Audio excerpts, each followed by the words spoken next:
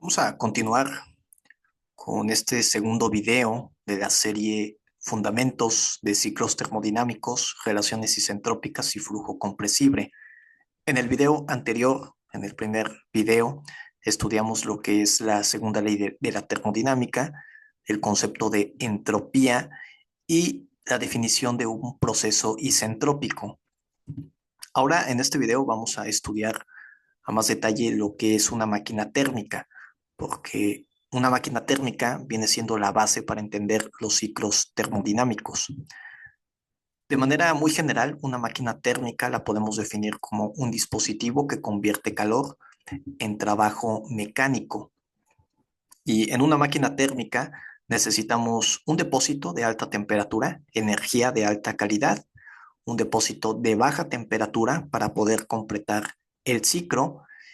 Aquí nos encontramos con el dispositivo o con la máquina que tiene como objetivo extraer energía que entra para convertirla en trabajo útil, trabajo mecánico.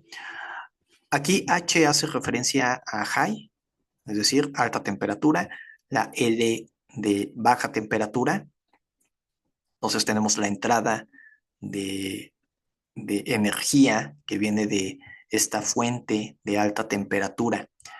Quiero que vean que no toda la energía que entra puede ser procesada para trabajo útil. Vamos a tener energía que no se puede usar como trabajo y precisamente para esto necesitamos el depósito de baja temperatura. Ahora, algo importante es de que vamos a poner como, como referencia una alta temperatura de 1000 Kelvin.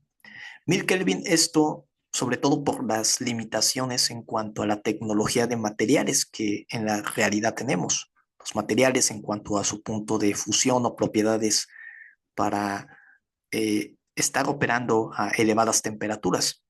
Desde el punto de vista de la ingeniería, estamos limitados por la tecnología precisamente de materiales. Y para la baja temperatura lo vamos a dejar 300 Kelvin, que viene siendo la temperatura ambiente. Entonces tenemos una muy buena referencia de los límites de temperatura que podemos encontrar en las máquinas de aplicaciones de ingeniería. Vamos a considerar una máquina térmica de Carnot. Más adelante vamos a entender cómo opera esta máquina térmica. Por ahora hay que entender a una máquina de Carnot el dispositivo ideal con la mayor eficiencia térmica conocida. Y esta eficiencia únicamente depende de las temperaturas. La manera en la cual podemos calcular la eficiencia térmica, únicamente tomamos el trabajo útil y lo comparamos con la energía que está entrando a la máquina. Ahora, el trabajo neto o el trabajo útil lo podemos cuantificar como la diferencia de la energía que entra menos la energía que sale, porque esa diferencia pues viene siendo el trabajo neto. Aquí lo que quiero que se entienda es de que una máquina térmica de Carnot, estas el calor que entra, QH, y el calor que sale, se va a llevar a cabo en una temperatura constante. Por esta razón, al hacer las simplificaciones, nos quedamos aquí con QL entre QH y esta proporción es equivalente a las temperaturas. QL, la temperatura TL y QH como la temperatura TH. Más adelante va a quedar claro. Pero para una máquina térmica de Carnot idealizada con la mayor eficiencia térmica conocida, se reduce a esta expresión. Y aquí la pregunta es, ¿una máquina térmica ideal puede lograr una eficiencia térmica del 100%? Es decir, que toda la energía que entra, toda esa energía sea procesada para trabajo útil. ¿Se puede? La respuesta es que no, porque si vemos este término, ¿qué necesitaríamos? Pues que TL fuera cero. Básicamente que no tuviéramos un depósito de baja temperatura. Entonces aquí sí tendríamos el 100%. El problema es de que no podemos alcanzar una temperatura absoluta de cero. Por cierto, estas temperaturas deben de ser absolutas en Kelvin. No podemos alcanzar el cero absoluto. Esto nos lo dice la tercera ley de la termodinámica. Por lo tanto, no podemos alcanzar una eficiencia térmica del 100%, ni siquiera en una máquina térmica ideal de Carnot. Ahora aquí podrán decir, bueno, la temperatura alta de high, claramente si tú aumentas la temperatura tanto como sea posible, pues te vas a aproximar a mayores eficiencias térmicas cercana al 100%. En teoría sí, pero ¿cuál es el problema? Regreso a lo mismo, las limitaciones en cuanto a la tecnología de materiales. Por esta razón aquí lo estamos limitando a 1000 Kelvin. Y si hacemos los cálculos 1000 Kelvin y 300 Kelvin, nos vamos a encontrar con una eficiencia térmica alrededor del 70%, considerando una máquina térmica de Carnot, que es la mayor eficiencia térmica conocida que nos puede dar. Ahora, aquí también me quiero detener porque lo que nos dice esta ecuación, pues claramente es de que si queremos aumentar la eficiencia de la máquina térmica, idealmente queremos tener mayores temperaturas dentro de la máquina, dentro del ciclo. Por esta razón, en los motores de turbofan de uso en la aeronáutica, eso es lo que se busca cada vez, aumentar la temperatura que vamos a tener en el componente de los álabes de la turbina. Mayor temperatura te aumenta la eficiencia térmica y precisamente ahí está la tecnología en cuanto a los materiales de los álabes de la turbina, los recubrimientos, etcétera. Ahora, esta ecuación, como lo estamos hablando para una máquina térmica de Carnot idealizada, es considerando un proceso totalmente reversible. ¿Qué significa? Que estamos asumiendo que no hay fricción, pero en realidad, como se tienen procesos irreversibles, la fricción siempre está presente en los dispositivos, las máquinas reales siempre van a estar por debajo de la eficiencia térmica comparada con una máquina de Carnot, que opera entre los mismos límites de temperatura. ¿A qué se refiere esto? Bueno, voy a continuar y aquí va a quedar claro. Ya vimos la máquina de Carnot, estamos poniendo un límite superior de temperatura de 1000 Kelvin. Tenemos un límite inferior de 300 Kelvin. Entonces, la eficiencia térmica de la máquina de Carnot así la podemos obtener. Si consideramos estos límites y si vamos a asumir que no está presente la fricción, hacemos los cálculos, nos vamos a encontrar con una eficiencia térmica alrededor del 70%. Pero para esta misma máquina térmica de Carnot, si consideramos que en realidad es un proceso irreversible que vamos a tener fricción, pues entonces la eficiencia térmica ya no va a ser 70%, va a ser menor, 45%. Bien, entonces, básicamente aquí se le tendría que hacer algunos ajustes que no está representado en la expresión, pero tiene sentido. Si tienes fricción, se pierde energía, entonces la eficiencia térmica va a caer. Para un proceso irreversible de una máquina de Carnot, ahora una eficiencia entre estos límites de temperatura viene siendo al 45%.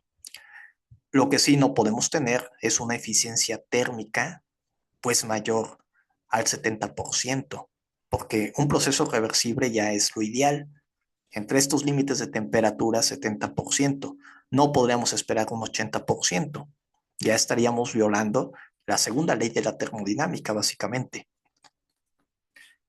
Y a lo que se refiere, voy a regresar, este texto, que las máquinas reales siempre estarán por debajo de la eficiencia térmica comparado con una máquina de Carnot que opera entre los mismos límites, es esto. Por ejemplo, un motor de combustión interna de pistón tiene eficiencias térmicas reales alrededor del 30%. ¿Qué significa térmicas reales? Que estamos considerando la fricción. Y si comparamos con una máquina de Carnot irreversible donde también tiene fricción, entre estos límites de temperatura tenemos un 45%. Vamos a asumir que este motor de combustión interna también opera entre los mismos límites de temperatura, 1000 Kelvin y 300 Kelvin, y además consideramos la fricción, pues no podríamos tener una eficiencia térmica mayor al 45%, porque la máquina de Carnot, que es la idealizada, es de 45%. Repito, bajo estos límites de temperatura, es muy importante, bajo los mismos límites de temperatura. Por esa razón, tenemos eficiencias térmicas reales del 30%, por debajo del 45% de una máquina de Carnot reversible. Y si, si asumimos, por ejemplo, que este motor de combustión interna tiene procesos reversibles donde no hay fricción, bueno, probablemente allí vamos a alcanzar tal vez un 50-55% entre estos límites de temperatura, pero claramente no podríamos esperar arriba del 70%. Espero que tenga sentido. Muy bien, entonces, ¿cómo es el ciclo de Carnot? Para entenderlo a más detalle. Aquí tenemos la curva temperatura-entropía y vamos a ilustrarlo, un pistón, el cilindro, para después compararlo con el ciclo Otto del motor de combustión interna. Todo empieza con 1 a 2. En 1 a 2, aquí el pistón, vamos a tener una compresión. La flecha indica hacia dónde se está moviendo.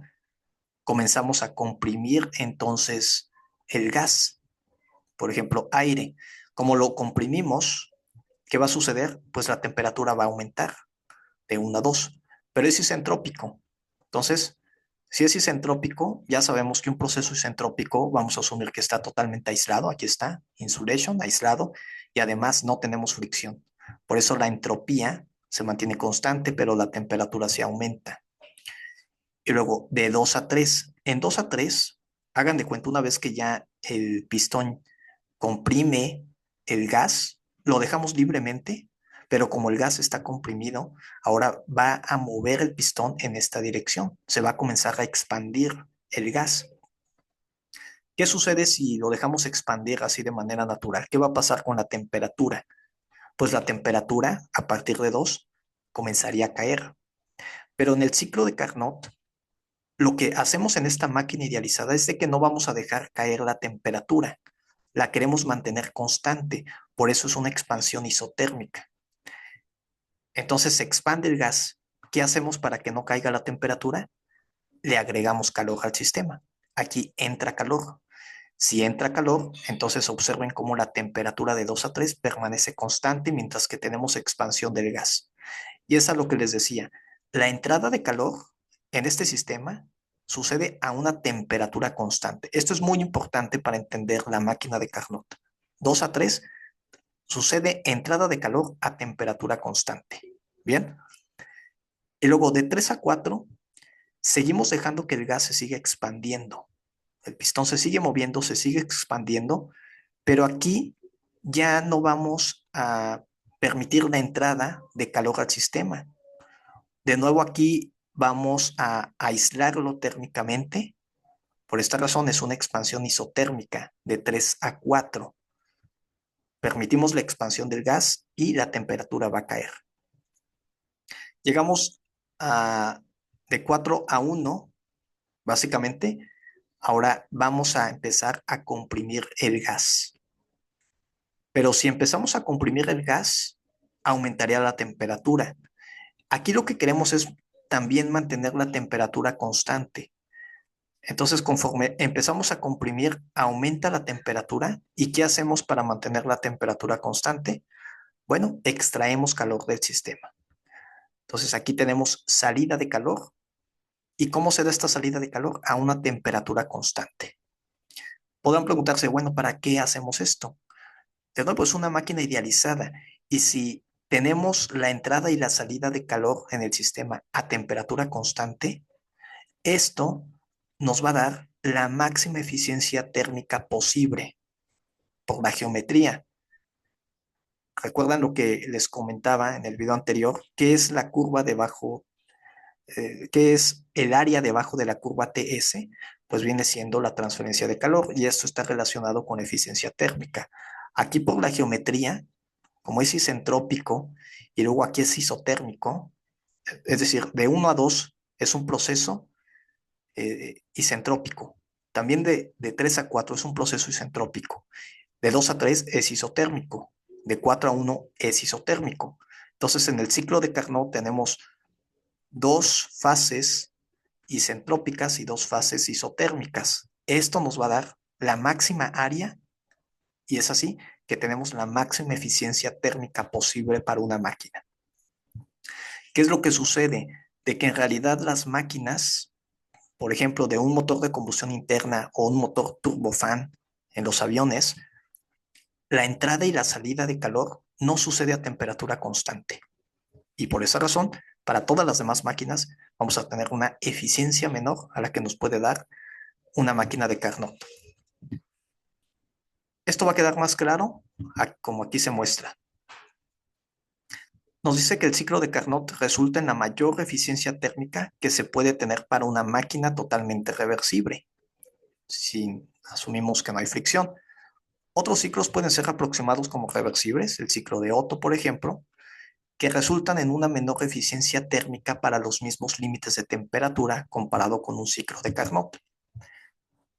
Para comenzar, aquí tenemos el ciclo de Carnot, ya lo estudiamos.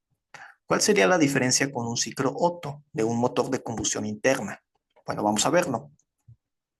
Primero, de 1 a 2 tenemos una compresión en el ciclo de Carnot.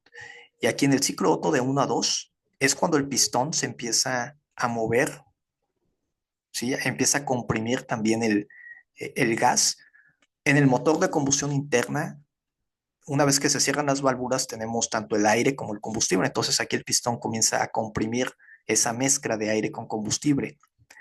En ambos casos, en el Carnot y en el Otto, de 1 a 2 hay un aumento de la temperatura.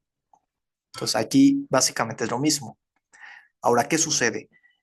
De 2 a 3, en el ciclo de Carnot, como vimos, comienza la expansión libremente, pero para evitar una caída en la temperatura, le agregamos calor al sistema. En el ciclo Otto, observen lo que sucede de 2 a 3. De 2 a 3, básicamente tenemos la combustión, porque tenemos la chispa que va a encender esa mezcla ya comprimida. Entonces tenemos entrada de calor al sistema por la combustión y de manera inmediata va a subir la temperatura. Pasamos de 2 a 3 y 3 viene siendo la máxima temperatura en el ciclo Otto, cosa que en el ciclo de Carnot no se hace. Se mantiene la temperatura constante. Bien, entonces observen aquí la entrada de calor en el ciclo de Carnot viene siendo temperatura constante. Aquí en el motor de combustión interna, la entrada de calor sucede entre dos límites de temperatura, 2 y 3. Luego de 3 a 4, el ciclo de Carnot, el pistón se sigue expandiendo. No hay diferencia. En el ciclo Otto, el pistón, una vez que tiene la combustión, esta explosión, rápidamente el pistón se mueve al otro extremo y es aquí donde se libera toda la energía. Y es precisamente de 3 a 4 donde se obtiene o se extrae el trabajo. Muy importante, aquí se extrae el trabajo en el motor de combustión interna para mover el vehículo, por ejemplo. Y finalmente llegamos de 4 a 1. En 4 a 1 vamos a tener la salida de calor. Pero vean que la salida de calor en el ciclo de Carnot es a temperatura constante, pero en el ciclo Otto la salida de calor sucede entre dos límites de temperatura, entre 4 a 1.